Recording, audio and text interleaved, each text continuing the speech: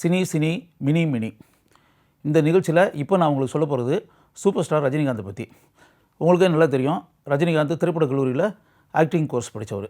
Acting course படிச்சுக்கிட்டு இருக்கும்போது அங்கே அவருக்கு அறிமுகமானவர் கே நடராஜ். மனசாட்சி நடராஜ் அப்படின்னு சொல்லுவாங்க. பாலச்சந்தர் சார் படத்தில் ஒரு மனசாட்சி அப்படின்ற ஒரு கேரக்டரில் அவர் நடித்ததுனால மனசாட்சி நடராஜ் அப்படின்னு சொல்லுவாங்க.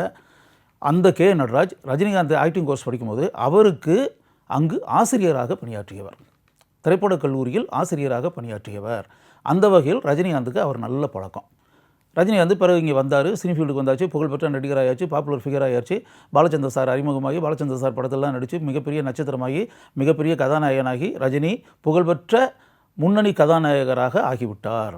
ஆன பிறகு இவர் டைரக்ஷன் டிபார்ட்மெண்ட்டில் தான் இவர் ஆக்சுவலாக டைரக்ஷன் டிபார்ட்மெண்ட்டில் அங்கே இருந்து வந்தவர். அப்போ கே நடராஜ் இங்கே படம் டைரக்ட் பண்ணணும் அப்படின்னு சொல்லி நடராஜுக்கு ஒரு ஆசை. டைரக்ஷனுக்காக ட்ரை பண்ணிக்கிட்டு அப்படிலாம் இருக்கும்போது ரஜினிகாந்துக்கு தூயவன் அப்படின்னு சொல்லிட்டு ஒரு திருப்பழக்கம். தூயவன்றது புகழ்பெற்ற கதாசிரியர். தமிழ் ஃபீல்டில் தேவர் ஃபிலிம்ஸ் கதை இலாக்கா அப்படின்னு வரும் இல்லையா, அதெல்லாம் பல தேவர் ஃபிலிம்ஸ் படங்களுக்கெல்லாம் கதை எழுதியிருக்காரு தூயவன். அங்கே தாய்மதி சத்தியம், அன்னை ஒரு ஆலயம், இந்த மாதிரி படங்களெல்லாம் ரஜினிகாந்த் ஆக்ட் பண்ணியிருக்கார் இல்லையா. அப்படி நடிச்சுக்கிட்டு இருக்க காலகட்டத்தில் தூயவனும் அவருக்கு நல்ல பழக்கம். அப்போ தூயவன் ஒரு படத்தை தயாரிக்கலாம்னு நினச்சார். படத்தை தயாரிக்கணும், அவருக்கு என்னென்னா படம் தயாரிக்கணும், அதே நேரத்தில் ரஜினிகாந்தை படத்தில் நடிக்க வைக்கணும். இதுக்கு என்ன வழி அப்படின்றத தூயவன் யோசித்தார். அப்படி யோசிக்கும்போது அவர் நினச்சார், இப்போ கே நடராஜ் ஏற்கனவே ஒரு டைரக்ஷனுக்காக ட்ரை பண்ணிகிட்டு இருக்கும்போது ரஜினிகாந்த் அவருக்கு நல்ல பழக்கம். கே நடராஜை நம்ம டைரக்டராக போட்டோம்னா ரஜினிகாந்த் கால்ஷீட் கொடுத்து ஏதாவது கே நடராஜ் டைரக்டர் ஆகணும் அப்படின்றதுக்காகவாது ரஜினிகாந்த் ஏதாவது ஹெல்ப் பண்ணுவார் அப்படின்றத மனசுக்குள்ளே நினச்சி கே நடராஜை டைரக்டராக கமிட் பண்ணார். கமிட் பண்ணும்போது அதுக்கு கொஞ்சம் கூட மாட ஒரு பார்ட்னர் அப்படின்றதுக்காக தமிழ்மணி, இப்போ இதில் இதெல்லாம் பண்ணார் இல்லையா, தர்மபத்தினி, சோலைக்குயில், இந்த படமெல்லாம் பின்னாடி ப்ரொடியூஸ் பண்ண தமிழ்மணி, அதாவது ஆர்யாவுக்கு அப்பாவா நான் கடவுள் படத்தில் நடித்தவர் அழகன் தமிழ்மணி.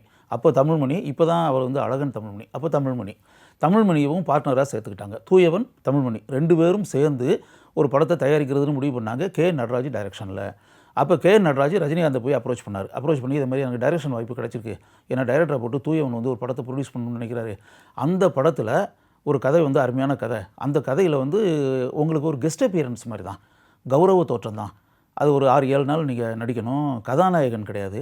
அதனால் நீங்கள் ரொம்ப பிஸியாக படங்கள்லாம் நடிச்சுக்கிட்டு இருக்கீங்க. இதுக்கு மத்தியில் ஒரு 6-7 நாள் நீங்கள் கால்ஷீட் கொடுத்து அப்படியே எனக்கு நீங்கள் ஹெல்ப் பண்ணிங்கன்னா நான் அப்படியே டைரக்டர் ஆகிடலாம் அப்படின்ற மாதிரி போய் அப்ரோச் பண்ணி ரஜினிகாந்தை போய் அப்ரோச் பண்ணார். ரஜினிகாந்த் அதில் 2 விதமாக ரஜினி அது உதவணும்னு நினச்சார். ஒன்று தேவர் ஃபிலிம்ஸ் கதை இலாக்காவில் இருக்கக்கூடிய தூயவனுக்கு உதவினது மாதிரி இருக்கும், அவரை தயாரிப்பாளர் ஆக்கினது மாதிரியும் இருக்கும். இன்னொரு வகையில் தன்னுடைய நண்பராக இருக்கக்கூடிய கே நடராஜை டைரக்டர் ஆக்கினது மாதிரியும் இருக்கும். அப்போ இந்த படத்துக்கு நம்ம ஏதாவது கட்டாயம் பண்ணத்தான் செய்யணும் அப்படின்னு முடிவு பண்ணி அப்படி ரஜினிகாந்த் பண்ண படம் தான் அன்புள்ள ரஜினிகாந்த். அந்த படம் அதில் குழந்தை நட்சத்திரமாக மீனா ஒரு கேன்சர் பேஷண்ட்டாக எப்போ வேணாலும் அந்த சிறுமி இறந்துரும் அப்படின்னு இருக்கக்கூடிய ஒரு சூழலில் அந்த சிறுமி மனசுக்குள்ளே மிக உயர்ந்த நிலையில் வைத்து வழிபடக்கூடிய திரைப்பட நடிகர் சூப்பர் ஸ்டார் ரஜினிகாந்த். படத்தில் சூப்பர் ஸ்டார் ரஜினிகாந்தாகவே ரஜினிகாந்த் வந்தார். அப்படி நினைக்கக்கூடிய ஒரு கேரக்டர். அப்படி இருக்கக்கூடியது அந்த ரஜினிகாந்த் ஷூட்டிங் இல்லாத நேரங்களில் மற்ற நேரங்களில் அந்த குழந்தைய அப்பப்போ பார்க்குறது, அந்த குழந்தைக்கு தேவையான ட்ரீட்மெண்ட், இந்த மாதிரி விஷயங்களுக்கு அவர் கூட மேடம் உதவுறது, அவருடைய அன்பு பாசம், அந்த குழந்தையினுடைய பர்த்டே ரஜினிகாந்த் கொண்டாடுறது, இப்படி படம் ஃபுல்லாகவே ரஜினிகாந்த் அப்படியே ஒரு முக்கியமான காட்சிகள் எல்லாம் ரஜினிகாந்த் பாடல் காட்சிகள்லாம் இருந்துச்சு. ரஜினிகாந்த் வந்தார், ஒரு கிறிஸ்தவ பாடல் காட்சி, ஒரு கிறிஸ்டின் ஃபாதராக கூட ரஜினிகாந்த் அப்படி வர்றது மாதிரிலாம் அப்படிலாம் ஒரு இதெல்லாம் கிறிஸ்மஸ் கொண்டாட்டம், இப்படிலாம் ஒரு பாடலாம் இருந்துச்சு. இதெல்லாம் அந்த படத்தில் பிக்சரைஸ் பண்ணாங்க. படம் ஃபுல்லாகவே படத்தில் அப்படியே அருமையான கேரக்டர், பியூட்டிஃபுல் கேரக்டர் ரஜினிகாந்துக்கு.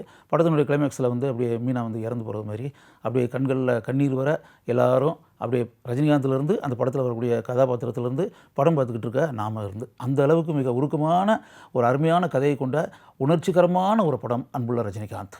அப்போ அந்த அன்புள்ள ரஜினிகாந்த் படம் அந்த காலத்தை கடந்து எத்தனையோ ஆண்டுகள் ஆகிப்போச்சு. படம் ரிலீஸ் ஆகி கிட்டத்தட்ட 30-35 ஆண்டுகளுக்கு மேலே ஆயிடுச்சு. இப்போவும் அந்த படத்தில் இடம்பெறக்கூடிய காட்சிகள் எல்லாமே நம்ம மனசுக்குள்ளே அப்படியே ஆழமாக பதிஞ்சு, அந்த படத்தில் இருக்கக்கூடிய காட்சிகள், ரஜினிகாந்த் வரக்கூடிய காட்சிகள் எல்லாமே மனசில் ஆழமாக தங்கி இருக்குது. அப்படின்னா ரஜினிகாந்துக்கு ஏற்றது மாதிரியே எப்படியெல்லாம் காட்சிகளை உருவாக்குனா ரஜினிகாந்துக்கு மக்கள் மத்தியில் நல்ல பேர் புகழ் கிடைக்கும், ரஜினிகாந்த் எந்த அளவுக்கு இன்வால்மெண்ட்டோடு அப்படியே இரண்டரை கலந்து அதில் நடிப்பார் அப்படின்றதெல்லாம் மனசுக்குள்ளே நினச்சி மிக அருமையாக அந்த படத்தினுடைய திரைக்கதையை திரைக்கதை அமைச்சதும் சரி, வசனங்கள் உரையாடல்களும் சரி, எல்லாமே ரொம்ப அருமையாக அமைச்சிருந்தாங்க. இன்றைக்கும் one of the best films by Rajinikanth. அந்த படம் அன்புள்ள ரஜினிகாந்த். அதில் ரஜினிகாந்த் செஞ்ச 2 காரியங்களை உண்மையாகவே நம்ம வந்து மறக்கக்கூடாது.